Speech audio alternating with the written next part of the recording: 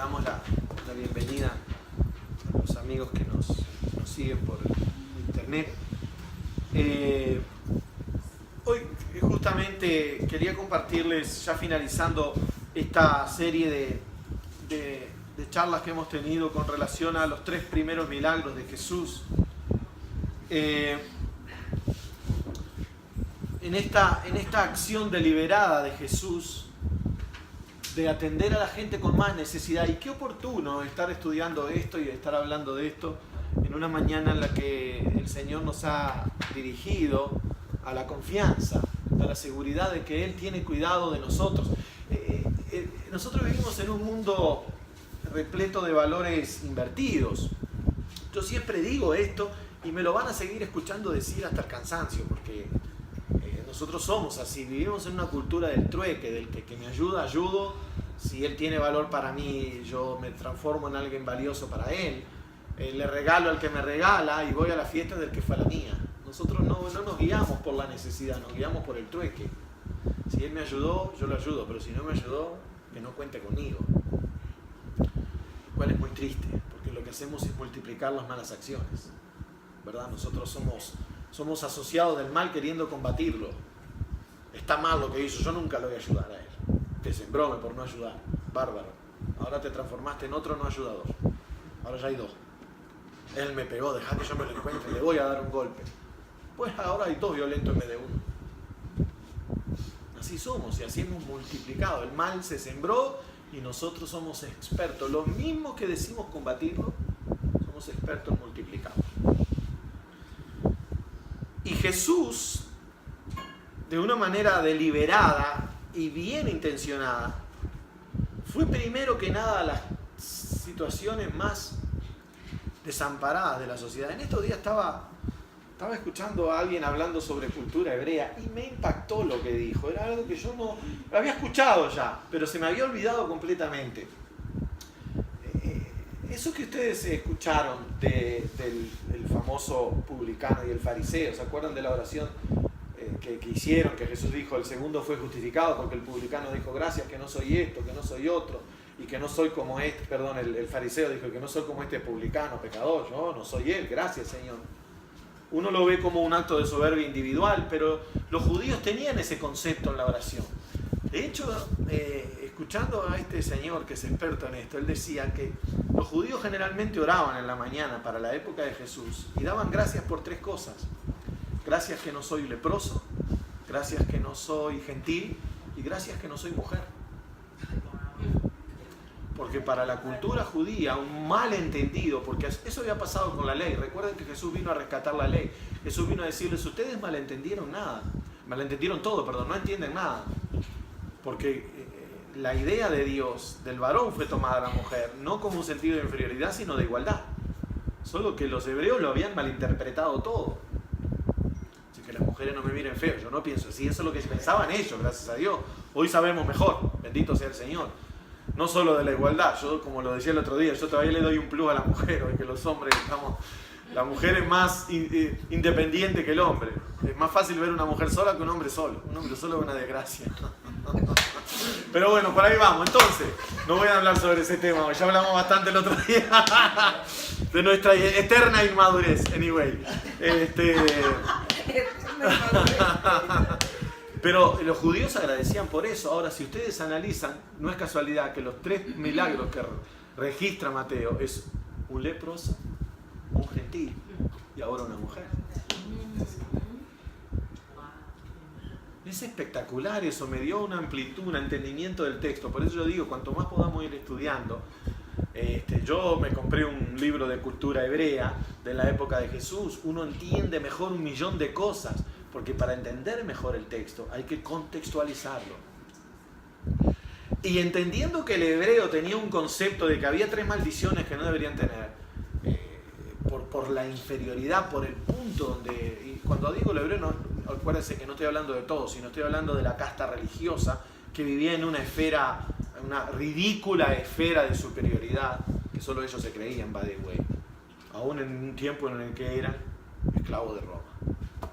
Nosotros no somos esclavos de nadie, no le dijeron a Jesús. Jesús no les quiso hablar de Roma porque era demasiado evidente, rompía los ojos. Ustedes son esclavos, más esclavos de lo que ustedes se imaginan. Son esclavos física y espiritualmente, o sea, no tienen libertad por ningún lado, están liquidados.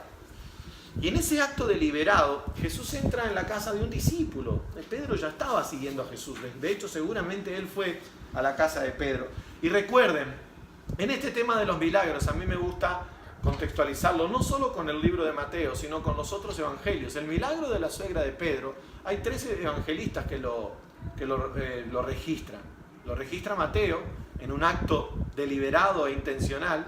No sabemos si Jesús hizo un milagro en el medio, pero Mateo deliberadamente eligió estos 3 para encajárselos a la oración de los judíos. Recuerden que él era un judío despreciado, es decir, el Mesías vino por nosotros. De hecho, estaba profetizado que el Mesías vendría por nosotros. Vendría a vendar a los quebrantados, a dar libertad a los presos, a acordarse de los que estaban bajo ceniza todo el tiempo, y decirles que ahora se pueden vestir de alegría, de fiesta, y a ponerle aceite en lugar de ceniza y quebranto. Y dice Mateo, y estoy leyendo aquí Mateo capítulo 8, versículos 14, y hoy me voy a centrar en el 14-15, y la semana que viene voy a seguir con el 16 y el 17, para hacerlo corto y específico, para que ustedes se lleven algo concreto para meditar en la semana. Y dice, vino Jesús a casa de Pedro y vio a la suegra de este postrada en cama, con fiebre. Y tocó su mano, y la fiebre la dejó, y ella se levantó y le servía. Hay muchas cosas que aquí en el tema cultural tenemos que entender. Este sentimiento de que la mujer no podía impedir las actividades de los hombres hace que Pedro lleve a comer o lleve a la casa a Jesús. Si nosotros contextualizamos y vamos a Marcos y vamos a Lucas, vamos a encontrar que había mucha más gente invitada a comer. Estaba Juan, estaba, si mal no recuerdo, Jacobo, aquí Simón, Andrés, Jacobo y Juan, exactamente. Dije bien, en Marcos nos da un detalle de cuánta gente estaba invitada a comer, y la suegra con fiebre. Digo, ya sabemos que yernos y suegra no se llevan muy bien, pero invitar a la gente a comer cuando la suegra está con fiebre ya es demasiado. Esto nos muestra este aspecto cultural que había, de que vamos a comer y vamos a hacer, y etcétera, etcétera. Y Jesús va a la casa, y dice la Biblia que vio a la suegra de este postrada en la cama, con fiebre. Cuando nosotros vamos a Lucas, nos damos cuenta de que esta gente en esta familia, en ningún sentido la ignoraban, y es un aspecto de que no importa que esté con fiebre, venía a comer. Pero nosotros vemos un poco la realidad cultural en este aspecto. Mateo no lo registra, pero Lucas nos registra que en algún momento le dijeron, mirá, está con fiebre mi suegra. Jesús no fue a la casa de Pedro a sanar a la suegra, pero estando en la casa de Pedro, le ruegan por ella. Mateo dice que lo primero que hizo Jesús es darse cuenta de que ella estaba con fiebre y llegó a actuar a favor de ella. El gran común denominador y la verdad maravillosa que encierra estos 3 milagros de Jesús es el acto de amor de Jesús, es el cuidado de Jesús, es la atención de Jesús, es el reflejar el carácter de Dios, es darle una bofetada a una cultura que sentía que había encerrado a Dios, pero que tenía todo menos los aspectos o las virtudes o el carácter del Dios al que decían servir. Es el cuidado, es el amor de Jesús con el leproso. Él fue y tocó al leproso. Él sí estuvo dispuesto a ir a la casa de un gentil a la que ningún judío iba. O sea, ningún judío tocaría a un leproso y él lo tocó. Ningún judío iría a comer con un gentil porque era abominación y él fue. Ningún judío se hubiera ocupado primero de una mujer con fiebre, pero Jesús sí. ¿Se dan cuenta la inversión de valores que hay en el corazón de Jesús y en el corazón de la gente que se dice su pueblo? ¿Se dan cuenta aquí en esta radiografía que hacemos de la realidad cultural, de la realidad religiosa que vivían estos hombres y del sentido absoluto de preferencia de Dios que tenía el judío, que pensaban que eran los únicos que tenían el favor de Dios? Nos hace pensar mucho en nosotros, ¿no? Los cristianos modernos, que con mucha soberbia hablamos de que sí, nosotros tenemos la verdad, pero con gran irresponsabilidad la vivimos como si fuera una mentira. Y nos sometemos a preceptos y a conceptos y a ideas y a actitudes contrarias a las del corazón de Dios, y todavía seguimos insistiendo que somos de Cristo. Despreciamos a los pobres y decimos que somos de Cristo. Menospreciamos a los débiles y decimos que somos de Cristo. Nos olvidamos de aquellos menos favorecidos y decimos que somos de Cristo. Entonces la incongruencia que hay entre la práctica de la religión y la expresión del Dios al que supuestamente esa religión adora es tan incongruente, está tan separada, está tan alejada, que en algún punto aquí hay una lección, hay una bofetada, pero violenta, del Señor Jesús a esta gente, mostrándole, incluso les acaba de decir unos minutos antes, porque es muy probable que esto se haya sido, no sé si minutos, pero horas. ¿Saben que Marcos registra que Jesús viene de la sinagoga? Posiblemente la sinagoga, posiblemente no, muy probablemente la sinagoga que construyó el centurión, a la que él no podía entrar, porque era gentil. ¿Se acuerdan que los amigos del centurión le dicen a Jesús como una motivación o una razón para sanarle? Hasta nos hizo una sinagoga. Pues Jesús, después de sanar al siervo del centurión, seguramente fue a la sinagoga a reunirse, seguramente en un día de reposo o vísperas de un día de reposo, y salen de ahí, se van a comer a la casa de Pedro, y vuelve Jesús a poner patas para arriba el concepto de valores de la religión existente. Y en un acto de amor, a la primera persona que atiende es a la mujer enferma. Una mujer enferma posiblemente estuviera sola, por eso tenía que vivir con Pedro. Era común que vivieran en clanes, pero no se menciona en ningún lugar al padre de la esposa de Pedro. De hecho, nosotros sabemos que Pedro era casado por esta primera referencia que la Biblia nos da. En una mujer que está enferma y con una fiebre que no era una fiebre normal, porque Lucas, que es más detallista, el médico como se lo conoce, nos dice que era una grave enfermedad, que producía una gran fiebre. O sea, da un detalle que no era una fiebrita de un flu. Esta mujer corría riesgo de vida, o sea, menos posibilidades.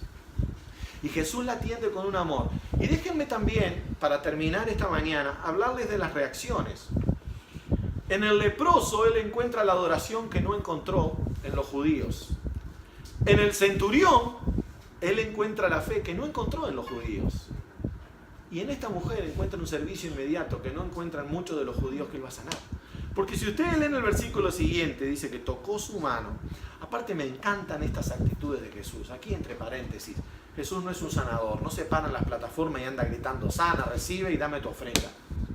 Todo respeto lo digo, eso es una ridiculez del mundo moderno, de la religión moderna, y que se enoje quien se enoje cuando yo lo diga, pero yo voy a defender el evangelio que creo, porque hay gente, hay mercachifles que hoy venden sanidades como si ellos fueran los autores de la misma. Si tenemos que pagar la primera clase para el infierno. Exacta, bueno, sí, si no se arrepiente. Amén. Pero mi punto es que Jesús no sanaba como si fuera ustedes saben, un brujo que tómate esto y que saliva va, saliva viene y que Dios te ayude. Él tocaba, amaba. ¿Se acuerdan cuando sanó a la mujer que le tocó el manto, que ya llegaremos hasta ahí, que se detuvo y le dijo, hija? ¿Ustedes saben lo que eso significa para esa mujer? Ese acto de amor con la sanidad.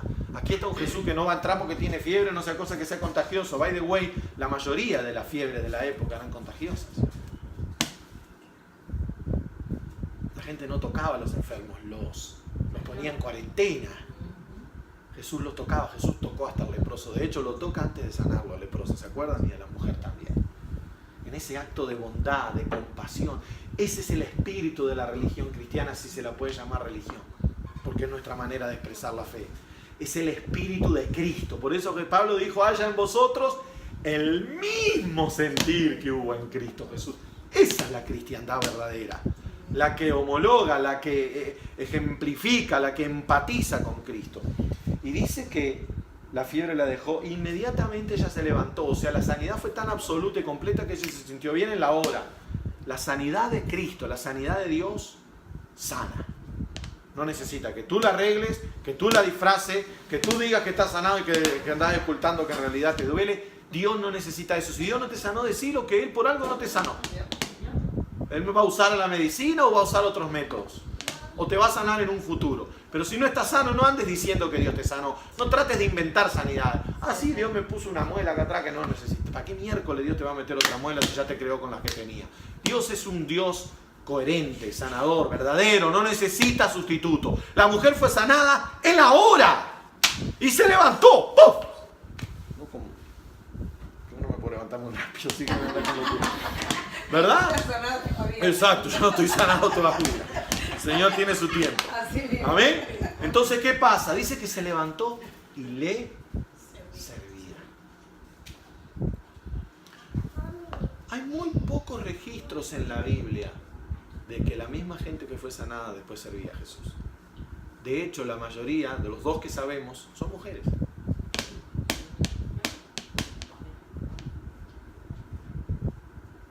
Y eso nos tiene que dar una lección. El leproso que adora, el gentil que tiene una fe que ningún otro de los religiosos tiene, y la mujer despreciada y enferma que entiende que no fue sanada para su propio beneficio, sino para servir. Bendito sea el Señor. Ustedes se dan cuenta cuál es la verdadera religión y la verdadera fe. Pues si alguien me dice que conoce a Jesús, muéstrame a Jesús. Termino con una frase de Gandhi que dijo: si ustedes los cristianos vivieran solo el sermón de la montaña, toda India sería cristiana. Que Dios nos ayude a vivir como Jesús vivió. Amén. ¿Qué le parece si oramos, si terminamos? Padre, esta mañana te doy gracias por tu palabra, por tu verdad eterna, como decía al comienzo, inmutable, no cambiará jamás.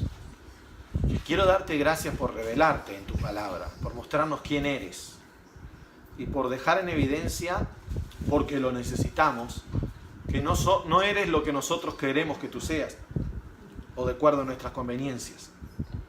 Tú eres quien tú eres y tú te has revelado como tú eres. No tenemos que ser eruditos bíblicos para entender el corazón de Cristo. Es simplemente meditar en tu palabra y darnos cuenta quién fuiste, quién eres, quién fue Jesús hombre y cuál era el corazón de Dios que Él vino a revelar. Y ese es nuestro ejemplo de vida y nuestra motivación. Gracias. No fue al azar que tú elegiste personas despreciadas.